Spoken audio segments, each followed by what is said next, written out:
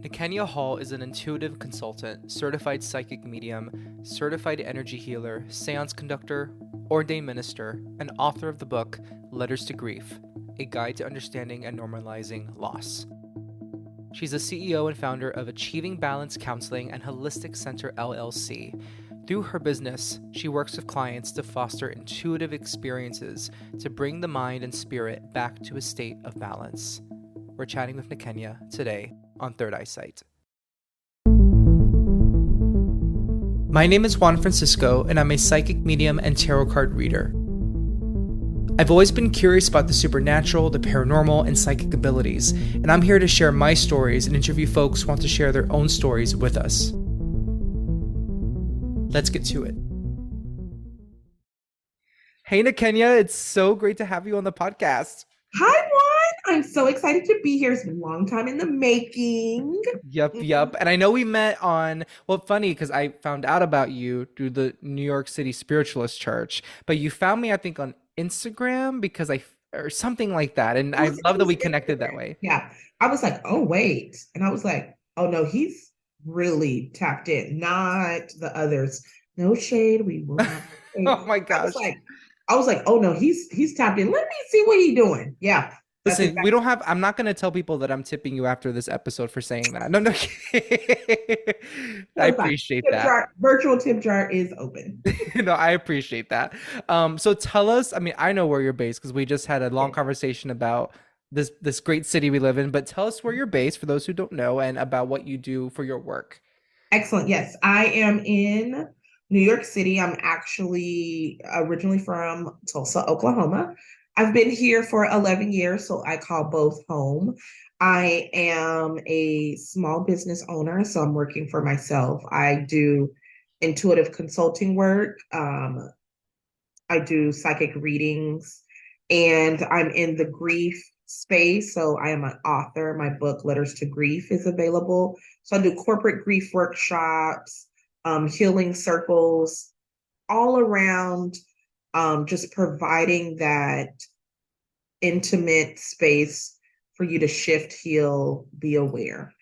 Mhm. Wonderful. And how did your journey start? Like when did you wake up one day as a child, as an adult, and just realize that you had this knack for tapping into your intuition differently than other people did? How did that start for you? Yeah, absolutely. Well, I remember coming down the birth canal. No, I'm just playing. I'm just playing. That'd be a wild story. You'd be like, Listen, for what? my ratings, let's go. Let's go. You're like, please tell us that. No. I didn't have words until I moved to New York of just how I existed. So, um, grad is in mental health counseling, and so I just thought I was a very good judge of character. I thought I was just a really good therapist. I thought I just connected really well, and I just thought I was just, me being a Cancer. I just thought I was sensitive. But it wasn't literally until I moved here to New York where I learned that this whole time I was reading energies, and I had no language in Tulsa, Oklahoma of that, right? Um, and I remember being in grad school and like, my professors being like, how did you know that about your client? I was just like, I knew, didn't you know? Like you just know. And they're like, no, I didn't know. And I'm like, what? You just know. And then when I got to New York, I got in seances and I got connected with actually Holistic Studies Institute. And that's when I began to have language of reading aura, reading energy, tapping in. I'm intuitive. My spirit guides giving me tailspins. And then I was like, oh, I've been doing this forever, essentially. I just didn't know this is what this was. Interesting. And Yeah. are these experiences that you feel you can trace to your childhood, or did they start at a certain point in your life? So I've always been sensitive. I could always quote read the room. I could always tell when so and so was sad or upset or something was happening. And again, I just thought I'm just a sensitive person, right? Things affect me more than others. Now I know that my mother was very intuitive. My great grandmother, I didn't know my grandmother, but my great grandmother was intuitive. I do know that I now come from the lineage, but we didn't have language in middle of America. I mean, Oklahoma's the buckle of the Bible Belt. We didn't, if anything, that was like, shh, Yeah. no, talk about that. So putting the pieces together, this is just how I exist, how I show up in the world. I'm grateful now that, I've had formal teaching and things like that, and it's now my business. But to just know how you exist is so freeing, right? It's so and empowering. Yeah. Yeah. And something I have admired about you is because you see, that's my dog. We were talking about your dog on the audio. That was my dog sneezing. Yeah. But That's something. but something I've no, something I've really admired about you, like seeing you on social media, and we've talked before one on one separately Yeah. and like separate from this podcast. Like you, it's so easy for people to assume that psychic mediums, intuitive healers were all these people who like sit quietly on mountaintops and just meditate all the time. And we only, I mean, yes, good vibes all the time as much as we can, but like we don't watch TV or we don't watch House. I mean, I don't watch Housewives, but we could watch Housewives. We could watch, reality shows.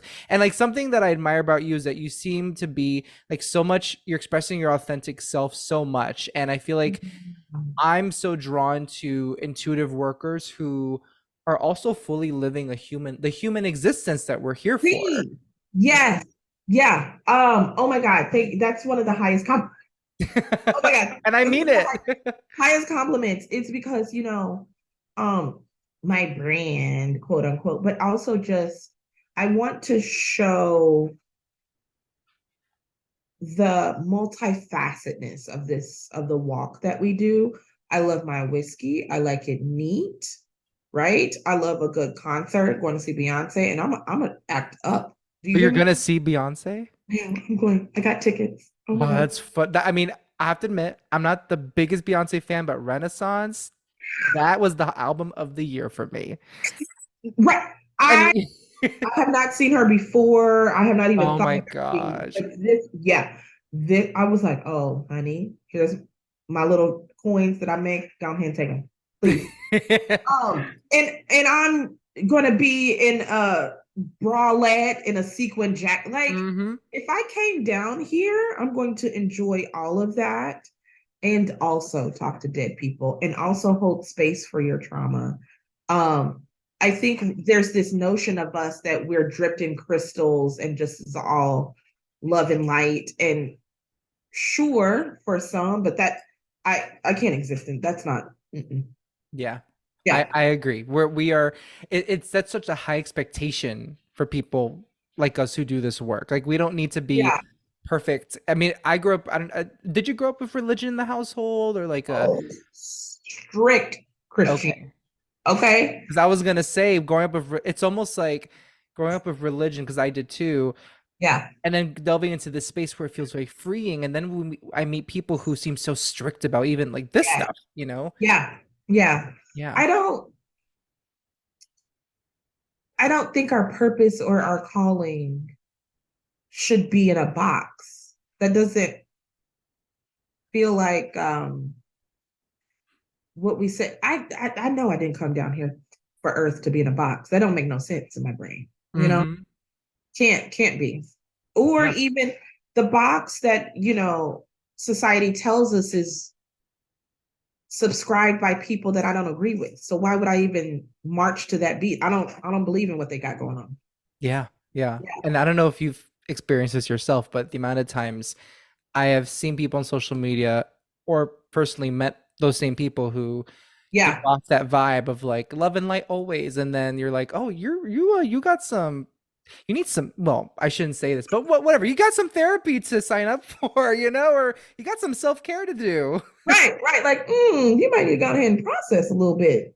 Yeah. And we're all no one's perfect. It's just No. like I think when I meet or see people who portray this like it's mostly I have issue with people who express judgment of Yeah, others who are not like them, like love and yeah, light always. It's like, well, listen, like he who throws the first stone, like yeah, this isn't about being perfect in this space and being trying to be above human. Like it's not about yeah. that. Yeah. Not at all. I think also us diving into our humanness makes us better psychics. Mm-hmm. People come to us who are hurting or seeking answers, and we need to for me it's like I've walked that road, or I know that road, or I'm adjacent to that road, and I'm not going to be like, oh, I've never experienced hardship, but let me give you encouragement while you're trying, like, that's like what. Yeah. Yeah. Yeah. No Totally gaslighting. agree. Yeah, totally Yeah. agree. Um, so as an intuitive consultant and the sessions that you offer for intuitive consulting sessions, I want to hear from you. For someone who is just starting to tap into their intuition or wants to explore that, what are the best ways for someone to start doing that? And what are the things that you apply in your consulting sessions with people? Yeah, such a good question. Well, first, let me just define what it is for those who are listening. So intuitive coaching consulting is spirit um peeks in just a little bit, but it's processing emotions, thoughts, behaviors, and it's the mix of it. And I would say for anyone who's starting out, you want to really do the work of understanding the difference between your thoughts and emotions and your intuition speaking. And even if we advance or open that up even more, even spirit speaking, because you want to know when it's like, oh, this is my emotions identifying with your experience. My intuition is guiding, my higher self is guiding, or actually spirit is speaking. And I think that delineation is so important. And it's also important for the person that is in your space. There is a responsibility and an accountability when doing this work.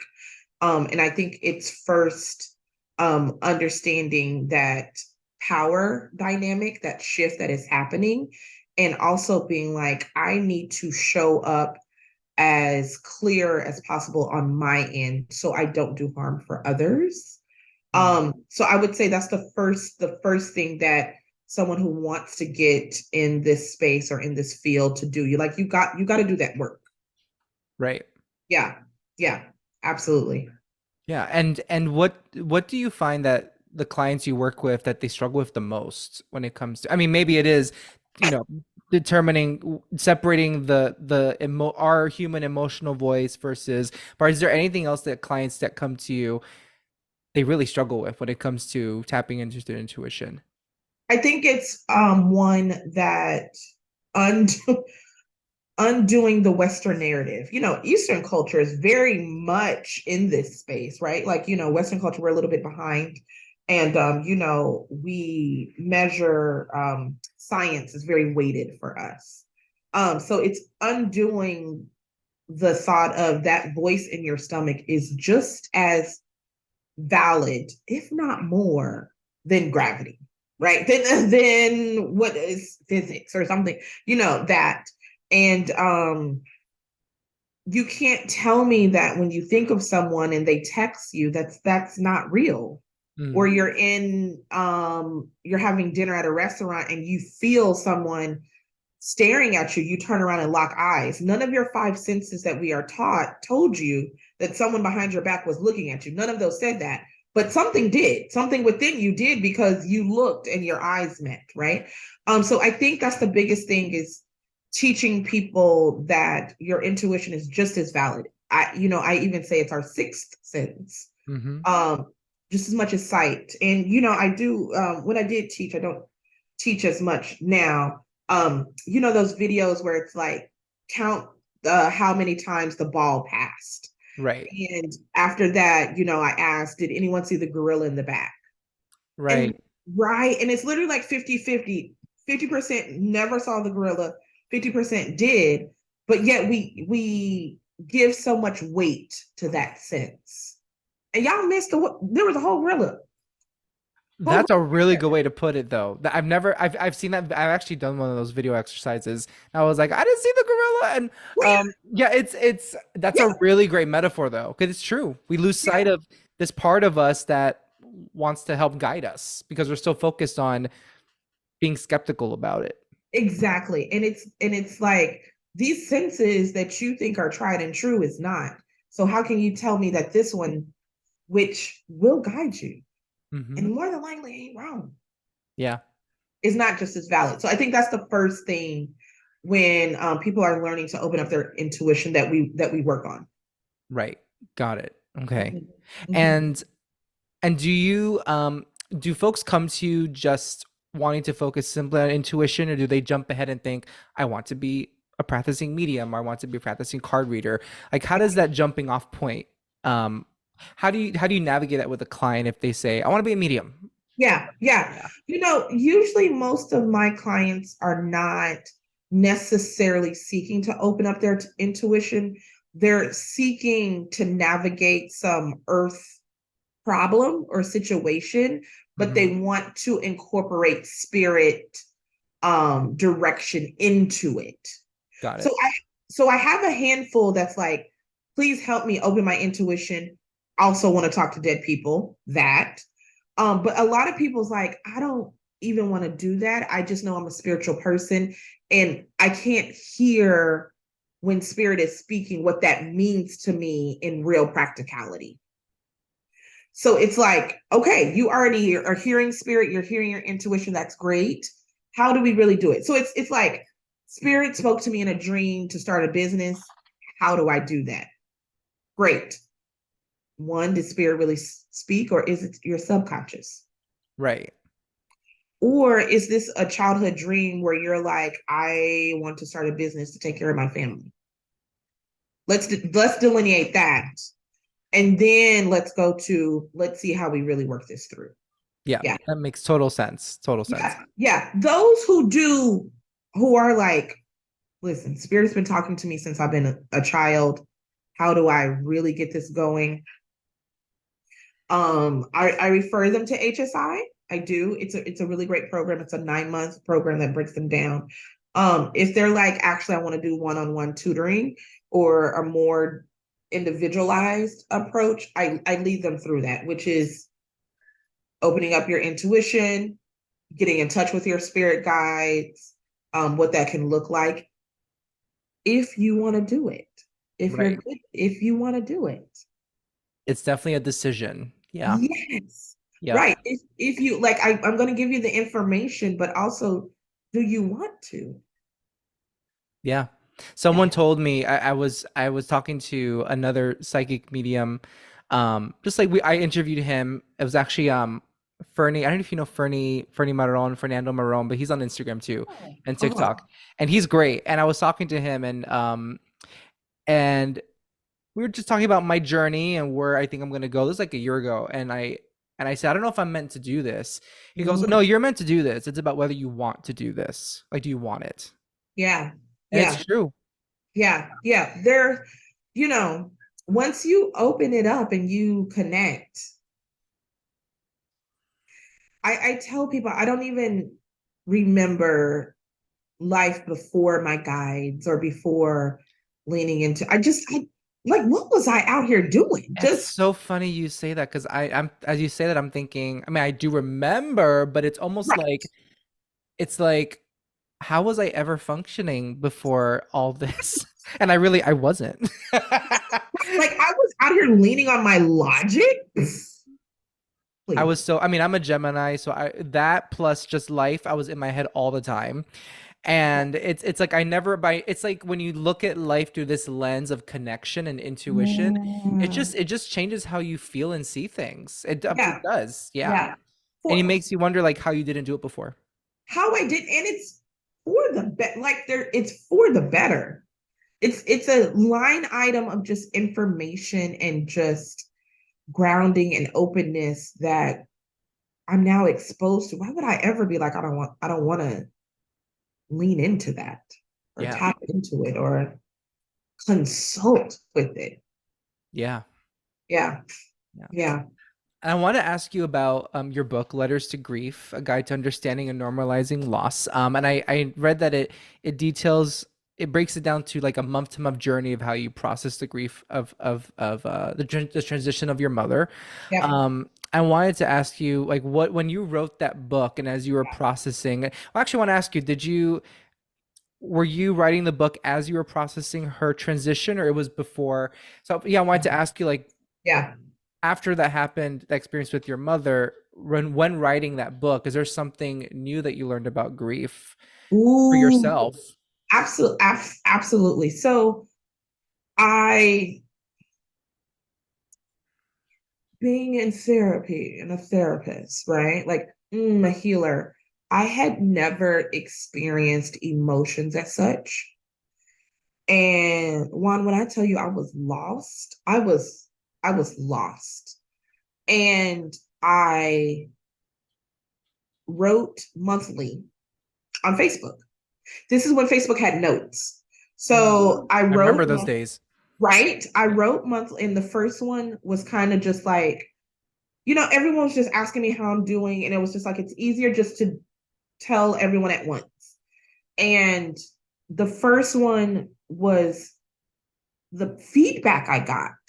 And not just like, oh, I'm glad you're sharing or not. People were like, I've never read anyone describe grief as such. And I, I see myself in this. And I was like, huh. And then I just kept writing monthly, publishing it on Facebook. And after the year, I made a commitment for the year. And actually, on the 12th month, I did a video. I did a video because Facebook didn't have the videos you could do for a length of Hmm. time. I did the video, and I sat on it for a couple of years because to make profitable gain off my mother's death just felt icky on the inside of me. So it just felt gross. And it was my psychic mentor who was like, well, one of my psychic mentors, he was like, you're not making gain off of her death. You are providing a way for people after you. And don't you think your mama would want you to do that? Absolutely.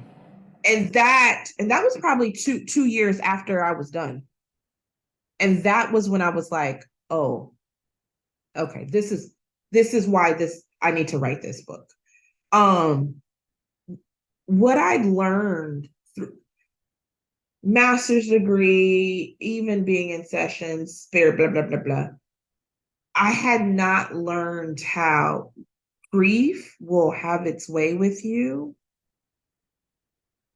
but the power is surrendering to it. Mm. No one, everyone was like, you get to acceptance. And I was like, you can't tell me that I'm going to accept my mother's death. That makes no sense in my brain. I don't even, I can't even, what?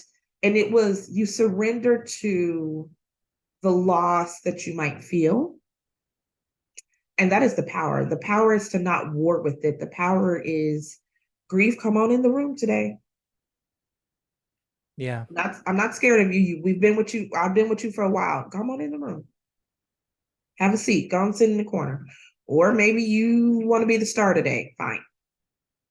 That's what I learned, which Yeah. which was never taught in any books. I was never taught that. Yeah. Yeah, it seems like we sometimes expect grief to just work in like, okay, by 6 months, I should be fine. And yeah, and I thank you for sharing that about you processing your mother's transition and just what that felt like and for opening up about that here because I struggle a lot. I have my both my parents in the physical world and I struggle a lot with thinking about the day that happens. And I know that I will feel lost myself. Yeah. So I feel less. I'm telling you, like the people told you on Facebook many years ago, I feel a little less lonely in my fear of that or my expectation of Yeah. that. Mm. So thank you for sharing that. Yeah. Yeah. Yeah. You're welcome. I tell people it's a club that you don't want to be a part of, but you know when the people's a part of the club, you're like, come on in. Yeah. Come on in. Yeah. We all here together. Come on in. We all here together. Come on. Yeah, it's about coexisting with the whatever, even if it's anger about our past or I don't Yeah. know. I part there's processing to happen, and there's also yeah, it's that surrender. It's like with meditation when it's like when they say, I mean, what's worked for me with meditation when I've done meditation is if a thought comes in, it's not about like no, go away, go away, go away. It's about like okay, Right. that thought's there. It's okay. Yeah. I want to go to the grocery store later. I know that. I'm remembering it. Yeah, I'm gonna let it sit there while I do my thing here. exactly. It's like, okay, grief, come on in. Oh, I can't go to work today. Okay. Mm-hmm. But then it's also like, I am gonna go to work today, but come on with you, you not staying. You're still Yeah. here. So just come on with me. Yeah. Yeah. And we live in a culture that we're taught that, I mean, you know, I'm gonna go on my soapbox here, but a Yeah. very intensely capitalistic culture where we're all like workhorses and we just Please separate talk about it. ourselves from our work life, and it's yeah, we're not allowed in this culture to be a holistic person wherever we step. No, yeah, that's literally the premises of my corporate grief and loss workshop is that it is we are in a time and just so happened book came out during during COVID, but I'm Mhm. like we are in a season where we have experienced mass loss and death, and you think I'm just going to show up to work, and some people have lost their parents and grandparents, and you think they're going to show up in the 9 to 5 and be like, oh my God. Well, absolutely not. Like we have to stop that narrative.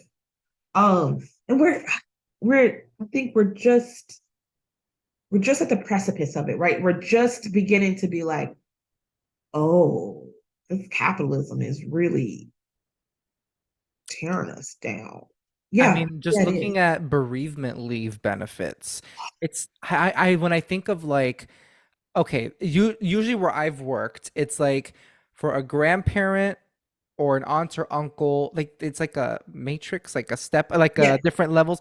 For that, right. you get 1 full week, 2 full weeks. For a parent or a Yeah, child or a spouse, you get 3 weeks. I'm like, yeah, I think we need more time. Like, damn.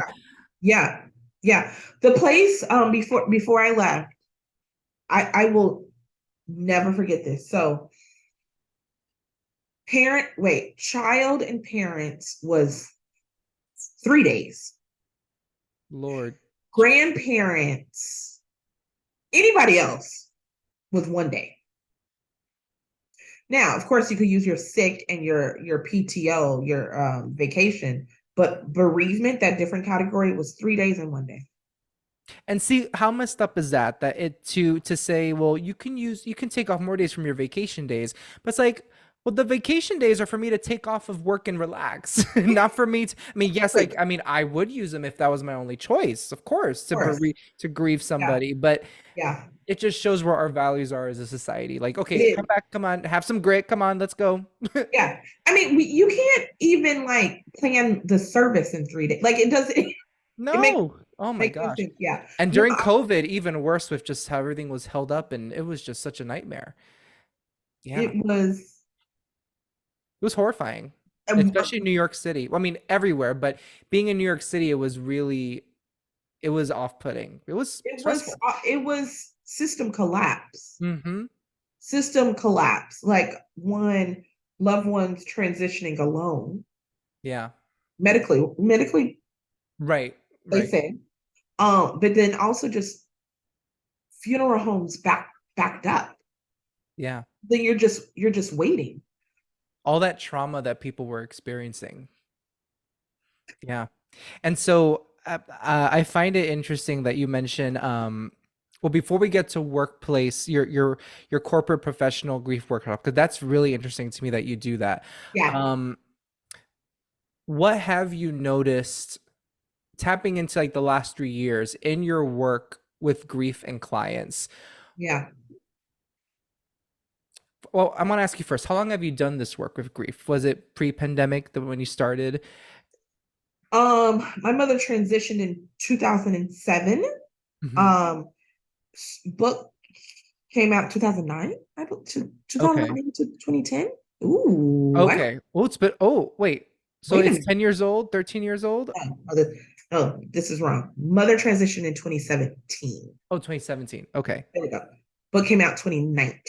Okay, cool. Because I wanted to ask you, in the last 3 years since the pandemic, like what for you has what have you seen change in how people approach grief in the work you do, or when you just talk to people and Yeah. knowing what you know about grief and work and processing it?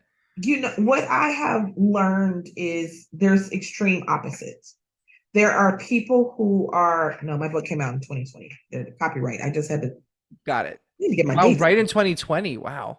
Yeah, yeah, yeah. It Yeah. was right there. Um, I found extreme opposites. I found there are people who very much believe that grief is not something you should talk about. It's a very personal experience.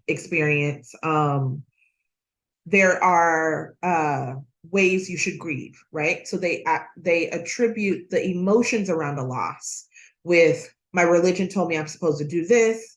My religion tells me I'm supposed to do that. My family says, my culture says I'm supposed to do this, and they immediately tie that into the emotions, right? There's that, and then there are those who are like, oh my gosh, the grief that I'm grieving so much, because we think grief is only in death, but we can grieve a relationship.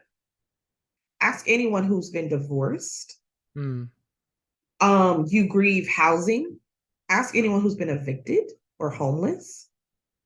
Um, you grieve the relationship with your body. Yeah. Ask anyone who of the aging population how that feels. And so there's people who's like this epiphany of, oh my gosh, grief is here. That is what I've been feeling. I see it in my family. I see it in, they're able to be like, oh my gosh, I want to do the work. I want to unfold in it. Um, I try to get people in the middle of grief is going to be here. Loss is one of the eldest emotions to humanity. Yet we don't know what to do with it. It's Mm. that complicated that we don't know what to do with it. That's why we have all these rituals. That's why we have you wear this color for this amount of days and these people, because us as humans did not know what to do. And I'm getting a little into anthropology, but we did not know what to do with these emotions. So we made a system for people and said, this is what you do with it. Because it's so hard. It's so slippery. It's so unknown. Yeah.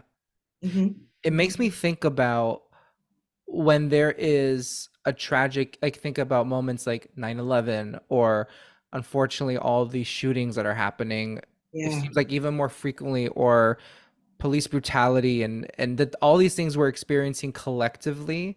And Yes. there are some folks who feel like they need the time to step back and really, especially communities directly affected by these tragedies, like they Yeah. need the time to step back and process it. And others feel like, um let's do something about it now. And Yeah. is it fair to say, like, the way I personally see it, I'm curious to hear your thought on it, is like both are valid. It's about Yes. what works for you. Would you say the same? It's what works for you, but also just the understanding that grief can look like this. I Yeah. think I think there's a lot of just this hurts so much, so I'm either going to stuff it or do something with it. And my perspective approach and just the work I've done is I don't have to do anything with grief. I don't have to do anything. I don't have to war with it. I don't have to put it anywhere. I don't have to do anything with it. What I can do is allow it to exist, because this loss, LOSS, I will always feel. I don't have to do anything with it. I explain grief as like an elder emotion, but also like an elder in the room. Like, have you ever tried to get an elder to pay their bills through the app? It's not gonna get.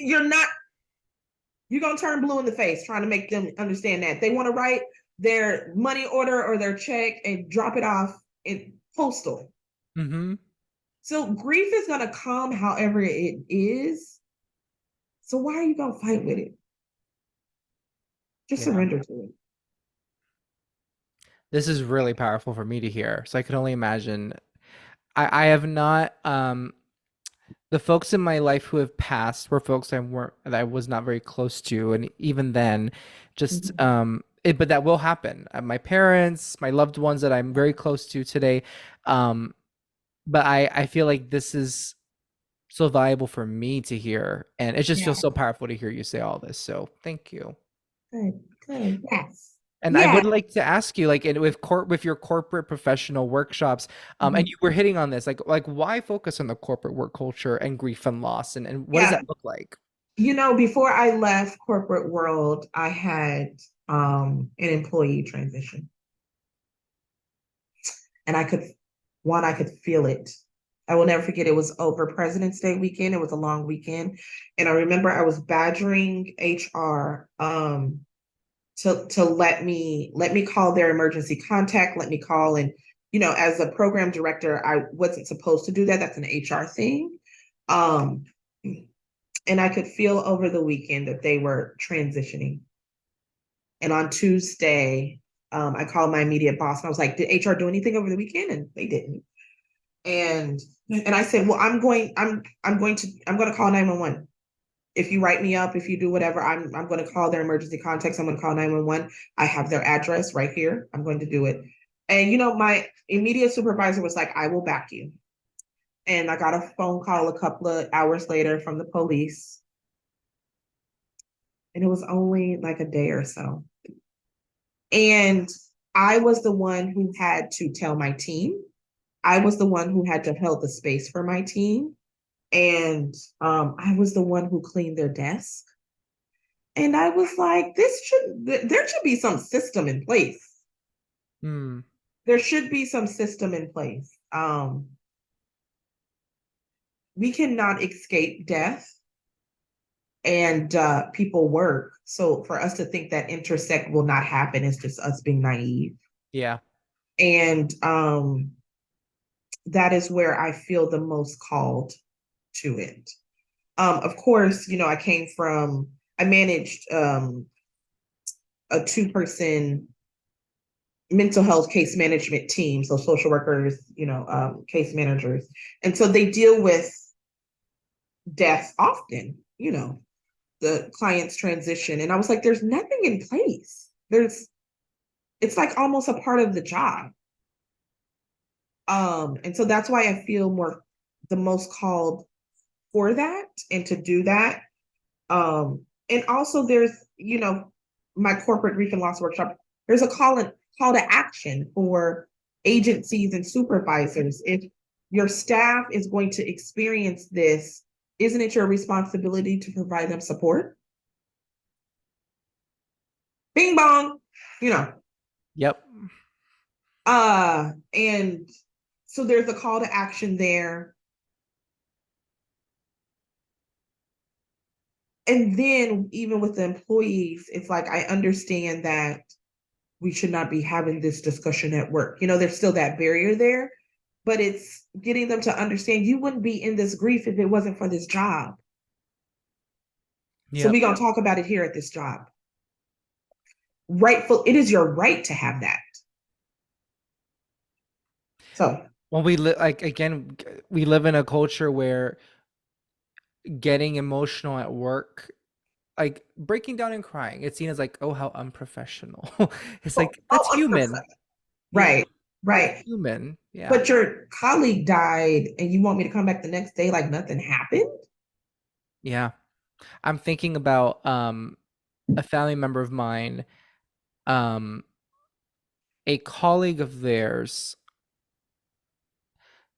He told me this colleague was a very happy-go-lucky, very jovial at work, and then one weekend she took her own life. Right. And it was over Thanksgiving holiday. That's what it was. Mm, And the fact that I wasn't questioning this at the moment shows how much it's ingrained in me. Like, oh yeah, people just go back to work because right, he went right back to work, and so did everybody else, from what I know. Um, right. and I've had a colleague whose father passed, and I'm very lucky to be in a workplace where this is very respected, and she was able to take a month. Very And good. And it's just there, it's possible. It's possible to care about people at work and work getting done. It's possible. Like that can exist together. Yeah. Wow. Yeah. Yeah. It's not as hard as people think. We are just trying, we are a culture. I keep saying culture. I'm going very meta here. We are really such a culture of like workhorses. That's it's like Yes. we're just robots. We're just Yes. filling a role. And Yes. we forget that we are humans at these computers, you know? Absolutely. Absolutely. Absolutely.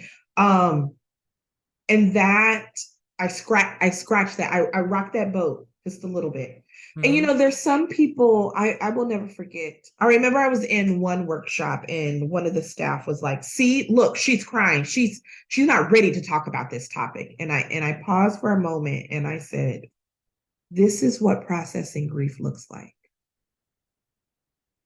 She is talking about one of the clients that she worked very closely with. I think what's happening here is maybe you're uncomfortable Mm, with this response to what's happening to grief. That's where we need to look at. wow. Something is happening for you to have a response to this person emoting about grief. Let's go there. Wow. And it was very and they were like, huh, huh, just to take that pause. Because it wasn't a reach. This person had worked with a client for X amount of years. The client died. They can cry. Like they can cry. That's very linear. That's not even like a reach or anything. That's very Hmm. linear. Um, but it's interesting because what was happening for that person was grief is an individual thing. I am at work. This person's breaking the fourth wall, cannot compute, cannot compute, cannot compute. And I was like, this is what I'm here for. Yeah. I'm changing that narrative. This is what I'm here for. It's interesting to me that, again, going back to emotions making people uncomfortable in the workplace, it's kind of reminds you how people say, people have this horrible stereotypical idea like, oh, women can't run things, they get too emotional. It's, Right. we discount emotional expression so much, and it's almost like it's because I think people see it when they talk about women that way, they Yeah. consider that a weakness. So if they Yeah. see that quality in anybody, it's a weakness also. But of course women get the short end of that stick too. Oh, now we're talking about the patriarchy. That's what we're talking Oh yeah, I mean, about. Hmm. masculinity and how grief shows up in masculinity. Yeah. Yeah. Yeah. I remember one uh you know I roll out that your team, your office gets two because I never come in and do one and just leave you open. I come back and do a follow up a couple of months later, right? Because it's intense. Like I am in there working it, right? And I have one particular male staff who gets sexual during grief, during the discussion, Oh, during the workshop, because he doesn't know how to emote. so he cracks a joke, or like a sex inappropriate joke. Yes. Oh, Yes. okay. That is how, when something is uncomfortable or Hmm. something is getting too like sad, that is his default. Hmm. And it's very interesting because I'm like, you can be sad and talk about your grandma or whomever. But do you see how that's your default? That's your safe space? I mean, Does that's, everyone else see it here? Do you guys all see it here? no, that Mm-hmm. speaks volumes. And I think about people who, when they're in the midst of grief, they may turn to a bottle, they may turn to sex, they Oh, may turn to a drug, they may turn to really? gambling. I've known people who, when they've suffered trauma, I mean, this is age old, notion that when someone suffers trauma, there are different decisions you can make as to what to do with it. Some people do turn to, because of the discomfort they feel, they turn to something Yes, to cover up that correct. discomfort. And in Correct. that case, that was his way of covering up the discomfort. Correct. Yeah. It's interesting to see how that comes out for people. This complex emotion that no one will escape. No one will escape grief. how it comes out for different people. And listen, I'm not going to sit here and be all like, I was drunk for the first 3 holiday seasons after my mother. Drunk. I can't, I went to work. I got my money. I kept my livelihood. Oh, but I was wasted. Mm-hmm. First 3 holiday seasons. I couldn't, it hurt to go through Christmas without my mother. It hurt to go through Thanksgiving without her. Oh yeah, I'm gonna check out. I'm not gonna be here. I'm not gonna. I'm gonna go through the motions, but no, that sangria gonna be strong this year. Yeah. Yeah, That's yeah, very relatable. And I have also struggled with how to process grief in relation to my trauma. yeah, And I've had my own share of turning to things that I don't want to say they didn't serve me. Maybe in the long term they didn't, but in the short term, like that's how I processed it. Whether looking back I like it or not, yeah. it's what I was able to do with what I was equipped with, of what I knew at the time. Correct. And I'm Yeah, not trying to say that I was less smart or we are less smart at a given any given correct. moment in time. It's about just that's what we knew how to that's Yeah, what we knew how to cope with it at the moment. yeah, yeah. You know, even me being a healer, I don't know if I could have been in any structured healing during that time. It hurt too much. Hmm. I don't Yeah. know if I would have did weekly. When I did get back into therapy, of course, it was exactly what I needed. Shout out to my therapist. She's amazing. I don't know if I could have did weekly. It hurt too much. Yeah. It hurt too much. Yeah. And it's important and it's okay to say that, to acknowledge that it hurt. Yeah, Yeah. yeah. It's the human experience. Even and I don't know if you get this one, but people's like, but you can see her all the time and you can talk to her all the time. And I'm like, it's not the same. It's not. It's not. I am grateful. I am thankful. She comes. I know people who don't get to see their loved ones or hear from them, and I that makes me sad. That's even a grief to I grieve for them. Mhm. Um, but my eardrums and my nose don't get and my skin don't get to touch her. And that's a different type of sadness. Yeah, and I always tell people that it's easy to assume that psychic mediums we can easily communicate with our loved ones. I mean, we okay, well that's the thing. Communicating with Yeah, loved right. ones can be as simple as praying to them. That's communicating Right. with them.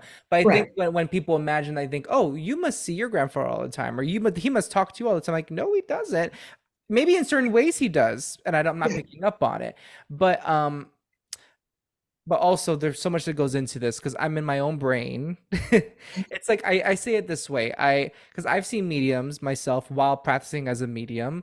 Um, it's almost like when I make my own sandwich, it tastes good, but when someone else makes it, maybe I taste a little bit differently.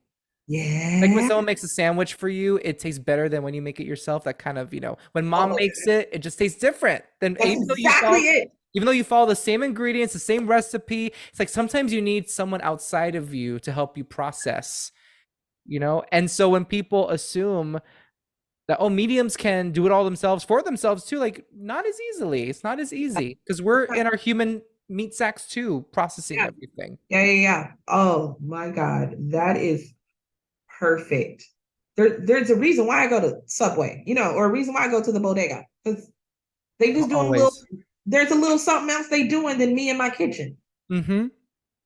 Yep. Because Wow. that's the end. It's well. Let's talk about food for a second. That they're putting their own energy into it. It's a different energy, Yeah. and if they love what they're doing with the food, it's just you're feeling that love. Yeah.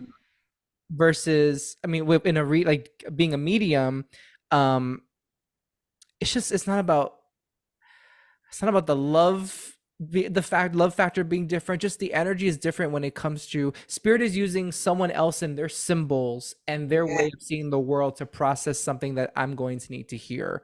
I'm so Yes. used to knowing who my loved ones are, everything about them, that it's different. Yeah. It's a different type of validation. Yeah. It's just Oh different. my goodness. I you my brain is exploding. You've made my brain explode. This is such a powerful episode, yo. I'm just like, Oh my goodness, I've never had someone on the podcast talking about grief this way, and it's just I'm gonna remember this for a very long time. um Yeah. to wrap up our chat, and I hate to wrap Yes. up our chat, but I want Sure. to ask you, across all types of sessions you've done or your interactions with people with your intuitive abilities or workshopping on grief, is there an experience you can name as like a particularly impactful memory you have Yes. working with somebody? I, yes, I will never forget this. I was doing some filming. So I did this person didn't come through me, a personal client. They went through the person who was doing the documentary. But they came and Spirit was talking about their job and that it was really intense and it felt like they needed to leave. And I kept asking Spirit, I was like, Spirit, you need to tell me what this person does because I'm out here looking a fool. But the client is affirming me. They are affirming me and they're like, you're right on the money. And I'm like, okay, this ain't making sense to me. But first thing we learn as you give what you get and you give it just the way they say it because you never know, right? Mm-hmm. Then they have a transition soul come in and she completed suicide and she was not apologetic. I had never had this before. And she was like, don't you say I'm sorry because I am not sorry. And I was like, okay, hey, I'm gonna give it, right? Because it's not what our beliefs, it's not what we believe, Right. right? We're here through the message. And I'm telling her, and this person begins to weep. And I'm like, okay, so I am plugged in. After the reading closes, I'm like, what do you do? Please tell me what you do. She was an ER nurse during COVID. Wow. Wow. And the person who came was one of her fellow doctors. No, I'm sorry, she wasn't a nurse, she was a doctor. She was Mm-hmm. a doctor. Um, and I remember in the session being like, she said she's a part of the pact and she couldn't leave. Leaving was not an option. So the only thing she had to do was die. And I was like, what? And the woman was like, absolutely, because we would have never left these. I'm getting goosebumps right now. Yeah. It's like, absolutely. If you would have told me she was sorry, I would have thought you were fake because we were in it. We showed up working long hours and we were not going to leave each other. The only way to leave was to die. No one was quitting Hmm. during this pandemic. No one is quitting. And to this day, and it was so interesting because Spirit would not tell me. And they usually, I'm like, is this banker? Is this teacher? They usually give me a look. They would not give it. And they said, keep saying it the way I'm saying it. And that was so moving for her. I saw her a year later. She did leave. And I could feel, I was like, whatever job you're doing, you are a pulp of yourself. Like I was like, you have to leave. Hmm. But I couldn't, Spirit wouldn't tell me what it was. And I saw her a year later. Or no, it was like a year and a half. And she was like, I did leave. I did. It was, you were right. I couldn't have sustained that. I was like, I felt it. You could not have, I felt, and now she like teaches the doctors that are coming in. She does some Mm-hmm. consulting. And I mean, she's still finding her way because that was so much of her identity. Yeah. Rightfully so. Um, that for me has been one of the most powerful readings I have ever done. That's Ever done. incredible. And do you feel that if Spirit would have told you what she did for work, that would have changed how the reading went? I think it would have made her not believe Spirit was here. Hmm. Because a part of just the client, they need the validation of like grandpa is here, so and so is here. And we give that validating, that's why we're like, I see this and I see this, and they're telling me this, and this is their person, this is how they transition, so they know that it's actually them. Because I can't be like, yo, grandma here, and she says she love you. Oof, that's one of my pet peeves. I mean, it's lovely to hear, but it's one of my pet peeves. Like, okay, I know. I mean, Who are you talking to? Is that your grandpa? Like, that ain't nothing. I know my grandma loved me, and Yeah. Yeah. um, and I believe if spirit would have told me, it wouldn't have been valid for her. Hmm. Yeah, Wow. yeah, That is very powerful. uh-huh. Wow. This has been powerful all around. I want so to close up, how can our listeners learn more about you and look into getting your book? Yes, please. My book is on Amazon. You can put in my name, Nikenya, Kenya, like the country hall. Or you can go directly to my website. Everything is on my website, abcholisticcenter.net. You can ask for a free consultation. I do a free 15-minute just so we can ask questions back and forth in real time, and see if we're a good fit together, you know? And if we're not, I will always tell you and I'll give you resources. My main social media platform is Instagram, secondary, Facebook. Child, I'm trying to get on that TikTok, but Oh, that's just me too. I just post whatever I put on Instagram on TikTok. That's all I do. it's such a different world of It's too much. And hey, if it gets banned, we're screwed. I mean, I don't know what to do next. I don't know, but it's such a different world. But all my channels is in the Kenya Hall under my name, and you can find me there. wonderful. Well, I had so much. I don't want, when I say fun, I mean, we talked about such deep, very heavy things, but it was fun to talk with you about it. And people don't get to talk about this stuff like this very often. So Oh, yeah.